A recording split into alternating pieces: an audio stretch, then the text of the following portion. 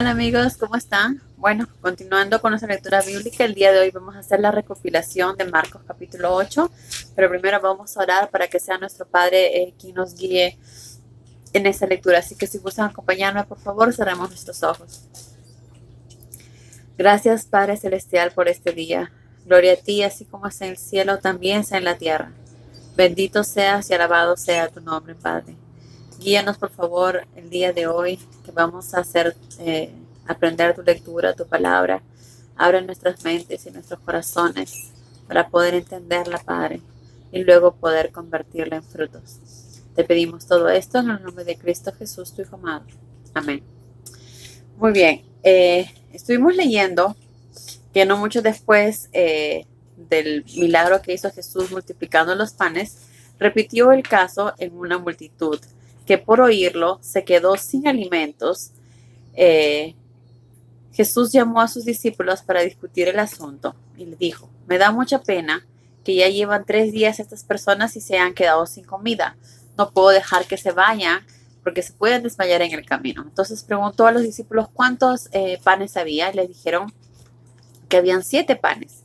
Entonces, dando gracias a Dios, esos panes se multiplicaron y pudo dar de comer. Más adelante dice que también encontraron unos cuantos pescados.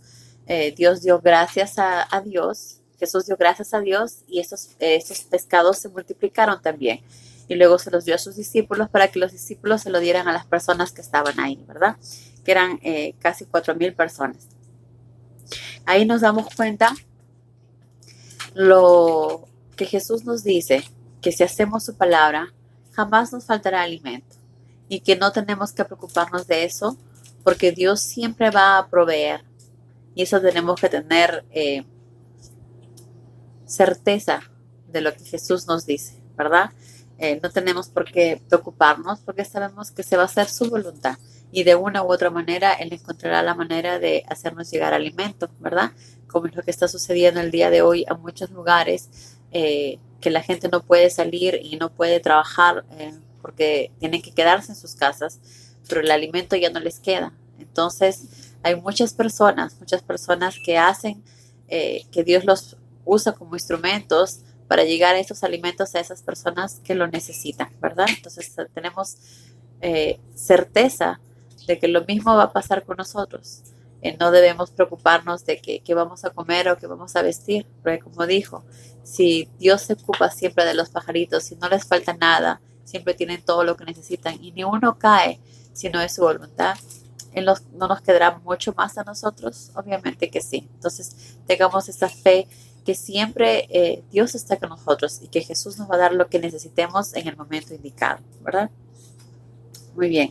Después de la multiplicación de los panes, inmediatamente Jesús se embarcó con sus discípulos hacia la región de Dalmanuta.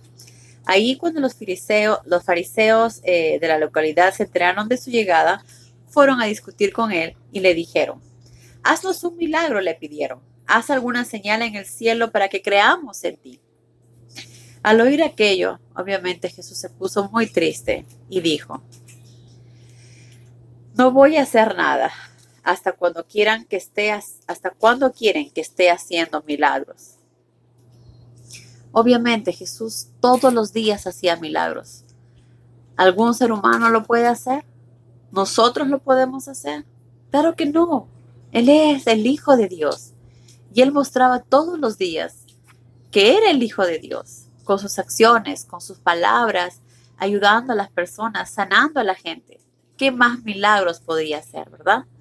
Igualmente, nosotros tenemos la certeza que Dios nos escucha, que Dios está con nosotros cada día. Todos los días nos da una oportunidad más de vivir, nos da la vida, nos llena de nuestra familia, nos llena de salud, nos da luz, nos da un día más para vivir, nos da sol, ¿verdad? Entonces hay que estar agradecidos de todas las cosas que Dios nos da, todos los pequeños milagros que hay en nuestra vida. Así como una plantita va creciendo, ¿verdad? Solo eso es gracias a nuestro Padre. Y entonces tenemos que aprender a ser agradecidos también. Muy bien. Entonces luego se fueron al otro lado del lago y ahí se encontró, en el camino que estaban yendo, los discípulos se olvidaron de comprar las comidas que siempre ellos llevaban, ¿verdad? Y Jesús les dijo: cuidado con la levadura del rey Herodes y los fariseos. Ellos pensaban que se refería a que se habían olvidado ellos el alimento. Pero Jesús luego les dijo: están equivocados. Tienen el corazón tan endurecido que no entienden.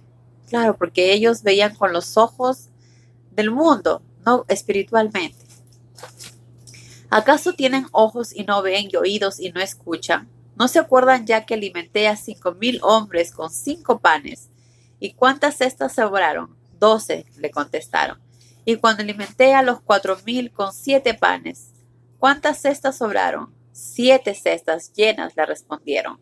Y todavía se les ocurre pensar que me preocupa que no hayan traído pan, ¿verdad? Obviamente, si Jesús quisiera, podía multiplicar 1,000 veces esos panes que estaban ahí. Y esas cosas terrenales son cosas que Él no se preocupa, ¿verdad? Y eso nos enseña que nosotros tampoco tenemos que preocuparnos por tantas cosas terrenales, porque al final, si mañana nos vamos, esas cosas quedan aquí. Nos vamos tal y como vinimos. De lo que sí debemos preocuparnos es de nuestra alma, ¿verdad? Espiritualmente. Muy bien. Luego de esto, ¿qué es lo que realmente quiso decir? ¿Qué es lo que realmente quiso decir Jesús cuando dijo: tengan cuidado de la levadura del rey Herodes y los fariseos? En ese tiempo la levadura se usaba para fermentar la masa del pan, ¿verdad? Para fermentarlo y hacerlo crecer. Entonces, eso es lo que quiso decir, que las palabras y las enseñanzas de Herodes y de los fariseos nos podían también fermentar, malograr, hacer daño a nuestro corazón con esas enseñanzas y con esas palabras. Y por eso que dijo que tenemos que tener mucho cuidado con ellos. Igualmente, así como lo dijo para los fariseos, igualmente nosotros en la actualidad tenemos que tener mucho cuidado, de estar con los ojos bien abiertos, con los oídos bien abiertos y escuchar. Cuando alguien quiere enseñarnos o hablar de la palabra, todo lo que nos quieran decir, que nos muestren que esté en la Biblia, ¿verdad? Porque nosotros no queremos oír lo que dicen los humanos, lo que dice el mundo. Queremos oír lo que nuestro Padre dice, lo que está en la palabra. Entonces, podemos escuchar, claro que sí, cualquiera que venga a hablar de la palabra de Dios es bueno, porque así estamos aprendiendo y crecemos espiritualmente. Pero siempre y cuando lo que digan esté en la Biblia, ¿verdad? Que esté escrito. Entonces así uno sabe que es verdad. Muy bien, entonces luego Jesús llegó a otro sitio donde hubo una persona que no podía hablar. En Bethsaida, perdón, porque no podía ver. En Bethsaida lo llevaron a un ciego y le rogaron que por favor le tocara para que lo sanara. Entonces Jesús lo hizo. Cogió al ciego de la mano, lo sacó del pueblo, le escupió los ojos y le puso las manos encima. Luego le preguntó si veía. Él vio a su alrededor y dijo que veía a los hombres como árboles que caminaban. Entonces Jesús le colocó de nuevo las manos sobre los ojos y le dijo que mirara fijamente. Entonces el hombre pudo ver perfectamente y se puso a mirar a su alrededor. Este ciego de aquí, ¿por qué Jesús tenía que escupir y mirar otra vez y hacerlo otra vez y no como otras veces más fácilmente, ¿verdad? Porque aquellas enfermedades que son de nacimiento son más difíciles de sanar, son más difíciles de curar que aquellas enfermedades que uno pasa en un accidente, que accidentalmente uno pierde la vista. Esas son más fáciles de recobrarse que aquellas que son hechas de nacimiento. Por eso Jesús lo hizo de esta manera y no como otras veces solamente tocándolo y se sana, ¿verdad? Esa es la diferencia o la razón por qué Jesús lo hizo de esta manera. Pero sabemos y nos demuestra que Jesús, cuando Él está acá, era como sentir un poco del reino de los cielos, ¿verdad? Donde los ciegos podrán ver, los mudos podrán hablar, ¿verdad? Y que nadie se va a quedar sin comer. Luego Jesús le ordenó que regresara donde su familia y le dijo que no le contara a nadie. Jesús y sus discípulos luego salieron y se fueron a Cesarea de Filipo. Y en el camino les preguntó: ¿quién creen la gente que soy? ¿Qué dicen de mí? Y los discípulos le respondieron: algunos creen que eres Juan el Bautista, y otros dicen que eres Elías, o algún profeta antiguo que ha resucitado. Obviamente, esto es lo que el pueblo creía.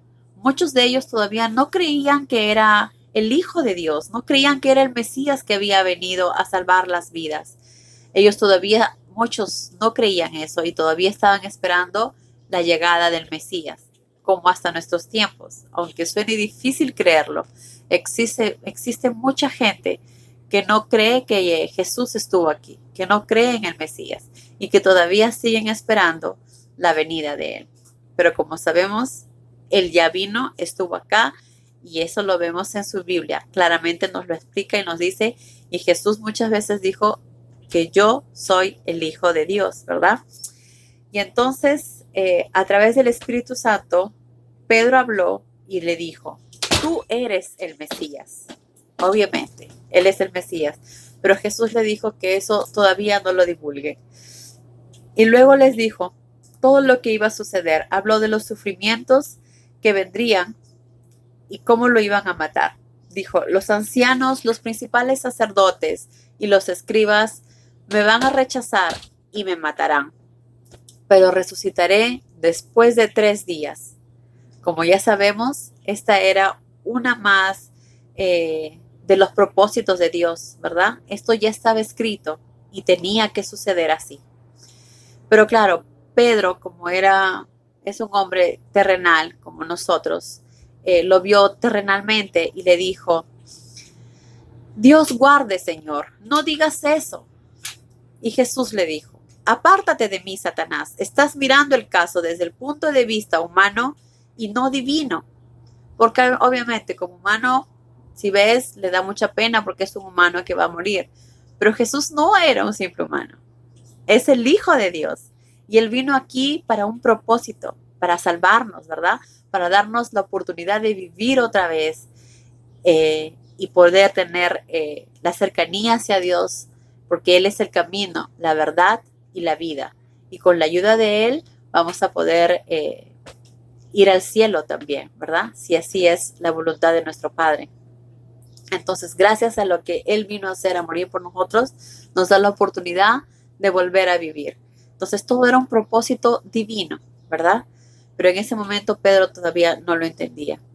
Y por eso Jesús se amargó y le dijo, apártate de mí, Satanás. Estás mirando desde el punto de vista humano y no del divino. Luego Jesús dijo, si alguno quiere venir en pos de mí, niéguese a sí mismo, tome su cruz y sígame. ¿Qué quiere decir esto? Que si uno quiere seguir a Jesús, tenemos que olvidarnos de nosotros mismos, de nuestros intereses, de nuestros deseos como humanos. Olvidarnos de nosotros mismos y dar nuestra vida hacia Él. Que nuestro mundo sea Él, que las cosas que hagamos sea para Él y por Él. Y después, entonces de esa manera nos negamos a nosotros mismos, de nuestros propósitos, nuestras ideas, que quiero ser un mejor doctor, quiero luchar algo, quiero hacer esto. No, sino mi propósito es servir a Dios. Me niego a mí misma para seguir a Dios, para seguir a sus propósitos. Lo que Él decida hacer de mí, así será, ¿verdad? Neguémonos a sí mismos, tomemos nuestra cruz, los sufrimientos que tengamos que llevar, las enfermedades que tengamos que tener, la tristeza con la que tengamos que hacer nuestras cosas, así como muchas veces lo hicieron los discípulos, que dejaron a sus familias también por seguir a Dios, por hacer su voluntad. Niéguese a sí mismo, tome su cruz y sígame. El que se afana por salvar su vida, la perderá. Si somos egoístas y hacemos todo solo porque nosotros queremos ser libres, queremos ser salvos, la perderemos.